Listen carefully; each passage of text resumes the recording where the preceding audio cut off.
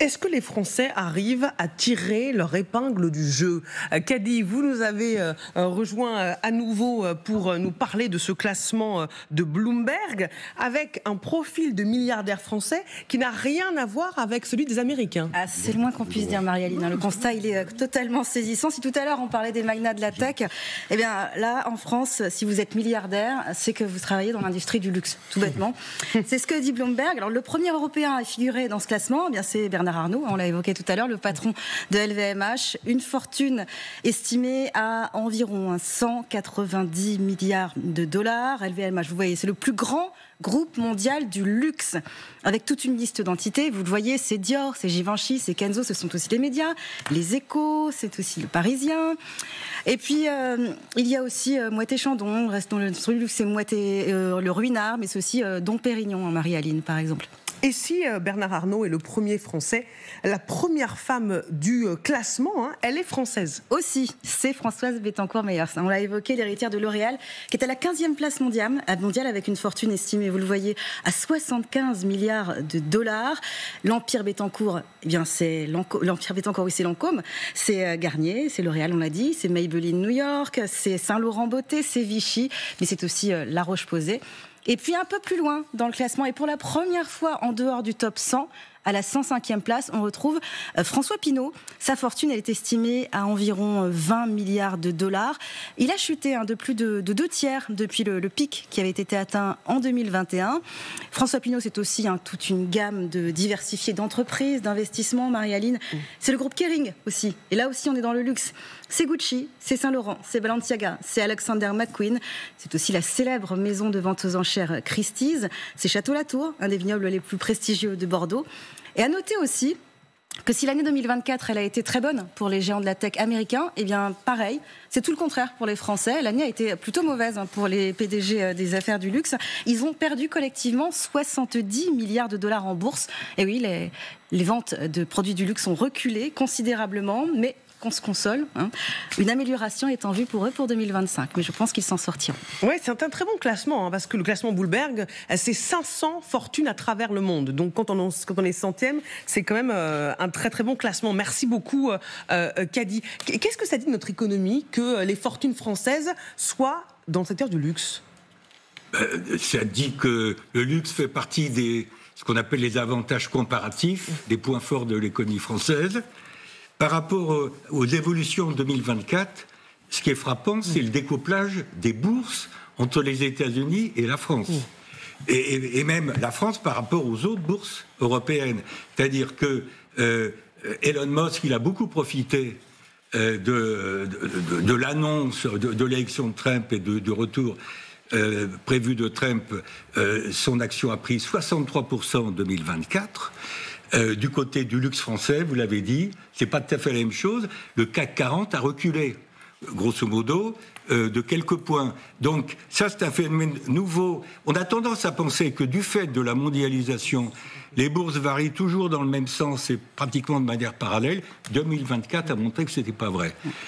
Troisième remarque, moi, ce qui me frappe par rapport au fond, il y a plus de diversité du côté des milliardaires français parce que au fond, notre point fort, c'est pas nécessairement la tech en France. Mais oui, oui. Bon, alors, je répète, chaque pays développe ses avantages comparatifs, ses points forts.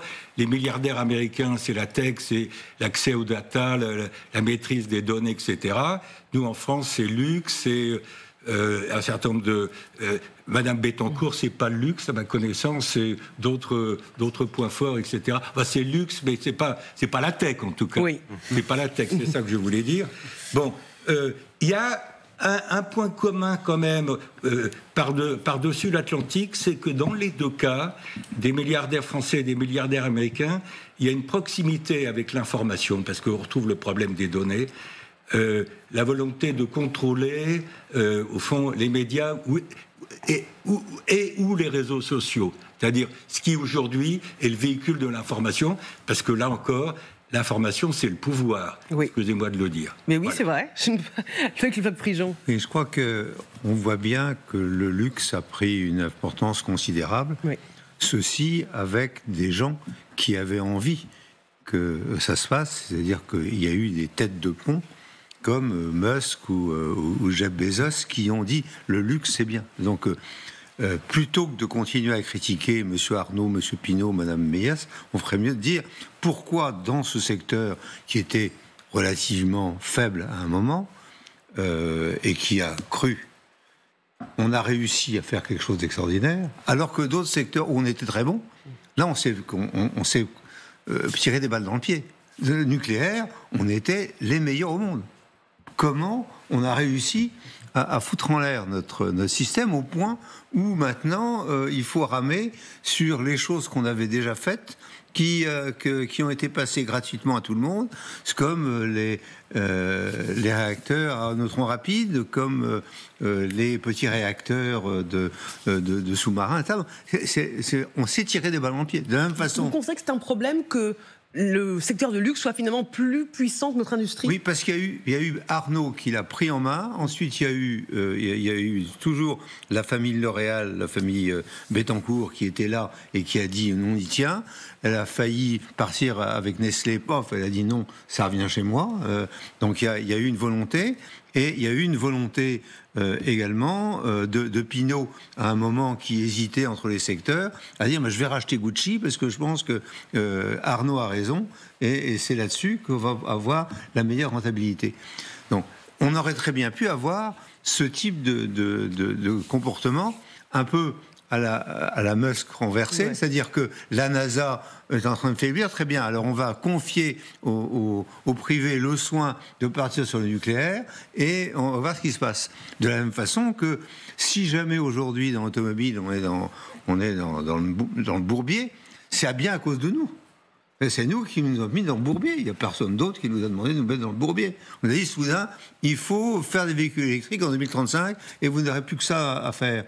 Bon, on était les meilleurs du monde dans le moteur thermique et en particulier dans le véhicule diesel. Si je peux sur ce point, une phrase, parce que ça rejoint le diagnostic du rapport Draghi.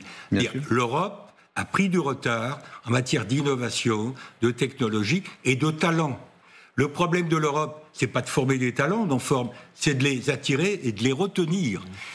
Et donc, le fait que sur un certain nombre de sujets en pointe, nous soyons dépassés.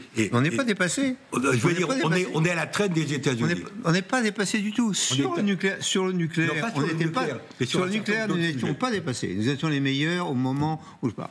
Sur l'automobile thermique, nous étions les meilleurs. Les États-Unis n'étaient pas capables de faire des moteurs comme les nôtres, aussi bien diesel que diesel. Sur l'électrique, on n'est pas en tête. Voilà. Sur l'électrique. Quel est le problème de l'électrique? Pourquoi voulez-vous des voitures électriques? Est-ce que les clients demandent... L'écologie, rappelle le narratal. Est-ce que les clients...